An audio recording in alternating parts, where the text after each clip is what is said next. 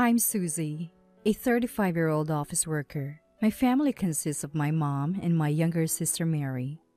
Dad passed away from an illness 3 years ago. Since graduating from college, I've been focused solely on my career. And before I knew it, I reached this age. During this time, many of my colleagues got married. And to be honest, I felt a bit anxious. I even went to parties when invited but never met the right person. I thought, who would want to be with someone as uninteresting as me? In fact, at one of these parties, a man said something along those lines to me, so I decided there was no need to force myself to find a partner. But Mom didn't understand this mindset. Susie, when are you going to get married? You're well past 30 now. Don't just focus on work. Think about your own happiness too. I know, Mom, but I'm busy with work, and I don't have time for this. Please, don't call me about this anymore. Mom worried about me not getting married even after turning 30. Started calling more often. I appreciated her calls, but felt sorry that I had nothing to report. Several times, Mom sent me photos of single men she knew, but I wasn't keen on marrying just for the sake of it and was considering staying single. That's when I met Walter, who would later become my fiancé, at a cafe I happened to visit. You come to this cafe quite often, don't you? Do you like places like this? Huh? Startled, I shrank back when an unfamiliar man approached me. Yes, well, I've been a bit tired from work lately. I come here for some comfort. Then Walter responded with a smile. Really? I started coming here too, looking for some relief from work fatigue. I was delighted that he responded with a smile to my uninteresting story. Turns out, Walter works for a major company and is considered a promising future leader. He said it's nice to be appreciated, but the pressure had been tiring him out lately, which is why he started coming to this calm and soothing cafe. That encounter led to us dating, and since he worked for a major company, he always took me to fancy restaurants, and he paid for everything every time. You don't always have to take me to fancy places. A casual spot would be just fine. Worried about his financial situation, I couldn't help but say that. Don't worry, I work for a big company and my salary is good, so don't think about it. Though he confidently said this every time. Having never dated someone like him, I was initially bewildered. However, after half a year, Walter began to change. He started forgetting his wallet more often. Oh, sorry. I left my wallet in my desk at work again. Can you cover for me this time? Sure, that's okay. I ended up paying again, which made me wonder if he was doing it on purpose. But every time, Walter looked genuinely sorry, and a month later, he paid back everything I had covered. So I decided he must have just been forgetful. After 2 years of dating, we decided to get married. There was so much to do, like choosing the venue and the guest list. I had already told my family about the wedding, and Mom cried tears of joy. When I mentioned the family meeting, my sister Mary said she wouldn't attend. Her reason was that she wasn't interested in my fiancé. He's your fiancé, right? I bet he's just another dull, unremarkable guy. I don't want to waste my precious time on someone like that. That's what she said. Mom was more upset about this comment than I was. What are you saying? Your sister is getting married. It's only natural for family to attend a family meeting. Eventually, Mom persuaded her, and Mary reluctantly agreed to attend. At that time, I had no idea that this family meeting would drastically change the course of our lives. The meeting was set to take place in a suite of a fancy hotel recommended by my boss. Having never been in such a luxurious hotel, I was nervous just being there. While being shown to the room by the staff, his parents hadn't arrived yet. Mom was excitedly waiting, but as usual, Mary looked bored, fiddling with her phone and even yawning loudly. As we were waiting and sipping on drinks, he and his parents walked in. Sorry we're late. We got caught in traffic. which delayed our arrival. The moment he entered the room, Mary, who had been idly playing with her phone, completely changed her demeanor. No way! Is that really my sister's fiancé? He's so handsome. Why didn't you tell me sooner? Her eyes sparkled as she looked at Walter. Nice to meet you. I'm Mary, her sister. Thank you for always taking care of my sister. She approached Walter and greeted him in a sweet tone. Mary, don't be rude. Go, sit down. Mom reprimanded her, and I thought Mary would take her seat. But then I witnessed an unbelievable scene. Wait, why are you sitting next to Walter? That's where Walter's dad and mom are supposed to sit. You should sit over here. Mary had sat next to Walter, pushing aside his parents. His parents were shocked, their eyes wide open. What are you doing? It's a family meeting, and you're being so disrespectful. If you don't stop, I'll have you leave this room. Reluctantly, Mary moved back to her original seat. I apologized to his parents. The family meeting began amidst a heavy atmosphere. Still, Mary's interest was solely on Walter. She asked him inappropriate questions like his salary since he worked at a major company and kept commenting on how handsome he was. Despite the delicious food in front of us, I couldn't taste any of it because of Mary. Every time Mary asked something inappropriate, I apologized to his parents repeatedly. Such exchanges happened repeatedly. Honestly, I feared the engagement might be called off. But as we were leaving, his parents said they looked forward to our future together, which relieved me. Mary, what were you thinking? Because of you, we were terribly embarrassed at the family meeting. You're definitely not invited to the wedding. Yeah, I'm so embarrassed too. I regret inviting someone who brought such shame. In the car ride home, Mom and I firstly criticized Mary's behavior, but Mary herself seemed unbothered.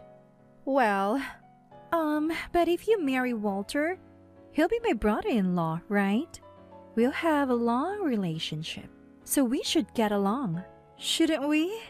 I don't think what I did today was wrong. I was astonished by Mary's lack of apology or remorse and how she justified her actions. As soon as I got home, I called Walter to apologize for my sister's behavior. Walter laughed it off, but I was utterly embarrassed. After that, we started discussing the wedding as usual, and at the time, I had no idea that I had already fallen into my sister's trap. That day, we had a wedding planning meeting, and I was supposed to meet Walter after work, but he didn't show up at the agreed time. But he wasn't answering his phone. This is strange. Did something happen? Finally, he answered the phone about 30 minutes after our scheduled time. Sorry, a sudden meeting came up and I can't make it. Can you go ahead with the discussion without me? Again? You couldn't make it last time because of work. Can't you do something about the meeting? I can't leave an important meeting, sorry, but that's how it is. With that, Walter hung up. Normally, he would never do this and would inform me in advance if he couldn't make it. But recently, he's been canceling after the agreed time more frequently. Unbeknownst to me, Mary had been in contact with Walter. At the family meeting, Mary took a liking to Walter. I was aware they had exchanged contact information then, despite Mom's warnings. What are you talking about? If someone in the family falls ill, who will contact Walter? We're going to be family, so it's okay to exchange phone numbers, right? She justified it by saying this and exchanged numbers right in front of me. Indeed, we don't have Dad, and most families do exchange phone numbers. So I thought it was okay to exchange numbers for that reason. But I should have been more suspicious of Mary. Apparently, she had been waiting outside Walter's company. However, she couldn't meet the Walter she was looking for. Walter, it's Mary. I just happened to be in front of your company. Would you like to have dinner together?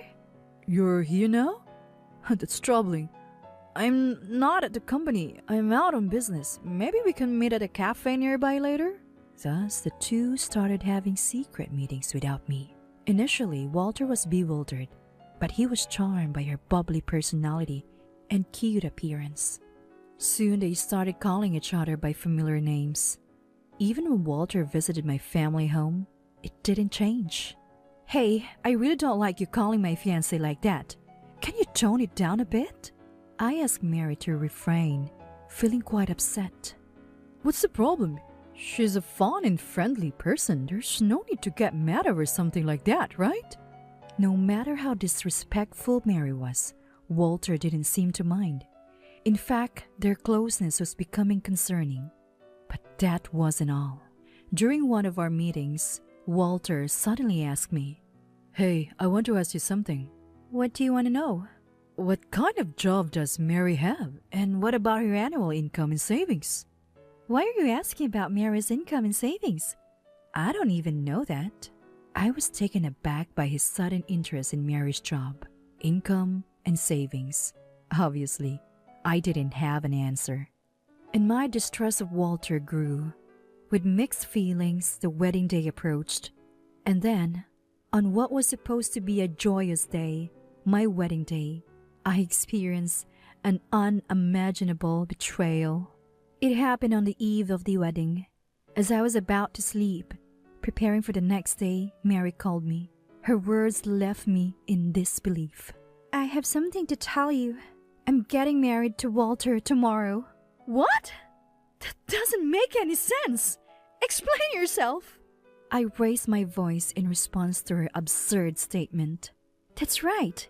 Walter and I are getting married. He realized I'm cuter and I'm a better woman than you, so he decided to switch to me." It turned out they had been developing a relationship behind my back. Their close distance and familiar manner with each other now made sense. They were secretive when using their phones around me, hiding screens and getting angry when I asked, claiming they were just business messages. I had found it strange that he would smile mischievously while supposedly handling work messages. Now, it all made sense. The discomfort I had felt finally aligned. But what Mary was doing was inexcusable. It was stealing. Unaware or uncaring of my shock, Mary continued. "By the way, you were planning your wedding at the fancy hotel tomorrow, right? It would be a waste to cancel the reservation and pay the cancellation fee, so I'll use it instead of you." Excuse me? Not content with just stealing my fiancé, she planned to have her wedding at the hotel we had reserved. It was a famous hotel where many celebrities had their weddings, a hotel I had secretly longed for. The thought of marrying Walter there had filled me with happiness and excitement. To have not only my fiancé, but also my dream taken away by my sister plunged me into utter despair. I called Walter for confirmation, and to my dismay, he was currently with Mary.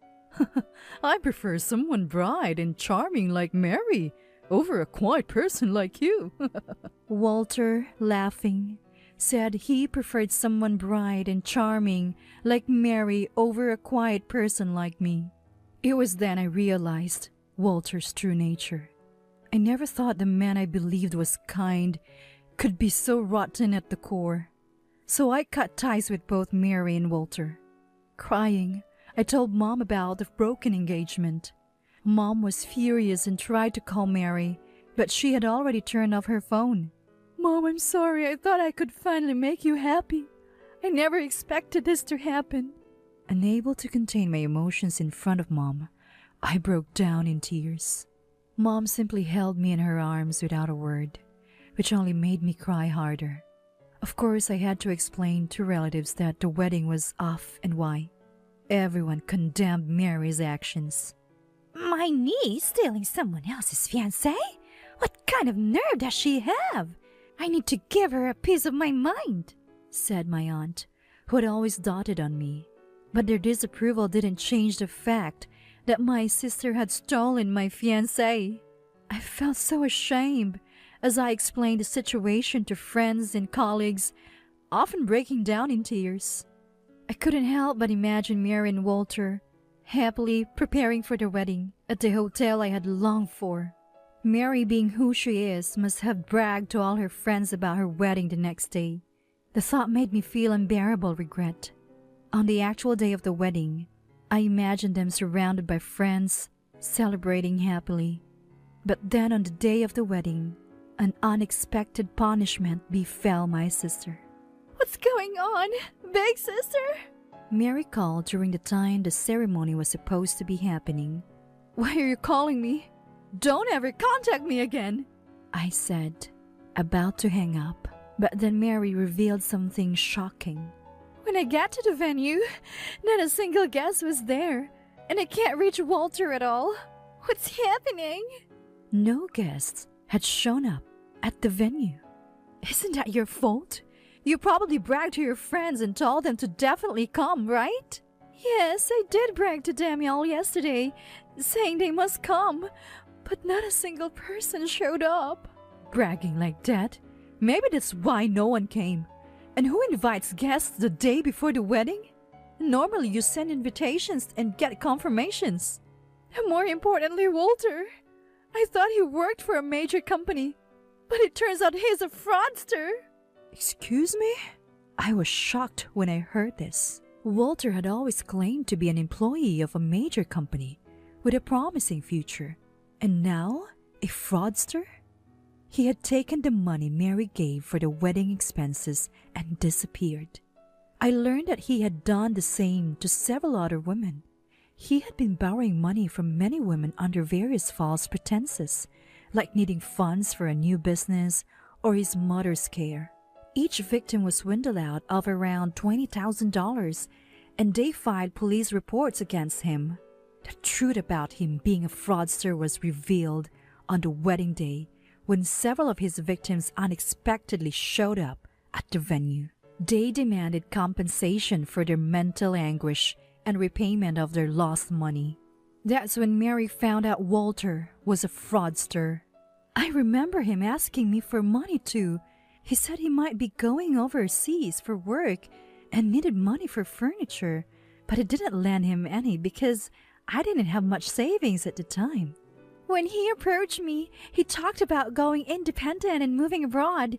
He asked for $20,000 for initial expenses. So the other victims were told similar stories and lent him money. He always used sweet words, promising a life free of financial worries after marriage to gain their trust and borrow money. The money he had been using on me was probably extracted from these women. He must have been sweet-talking women like that, getting them to support him financially. Hearing this, I was relieved that I didn't lend him any money when he asked. The police came to the wedding venue and he was arrested for fraud. What about my wedding? Mary complained, upset that her wedding was ruined. What can I say? You stole the man I was going to marry, and it turns out he was a fraudster. I'm actually relieved I didn't marry him. Thanks for taking him off my hands. Just yesterday, I was devastated by Mary stealing my fiancé. But today, I feel grateful she did. Mom, who had been listening, was initially shocked but now seemed amused. Mom, in a voice that was just audible enough for Mary to hear. That's what you get for stealing someone's fiancé. That's what she said. Wait, what about the payment for the wedding venue? I was deceived, so I shouldn't have to pay, right? Mary asked. Excuse me?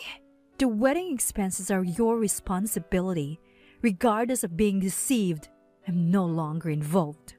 I had already informed the planner that Walter and Mary would be having the wedding, so the payment inevitably falls on them.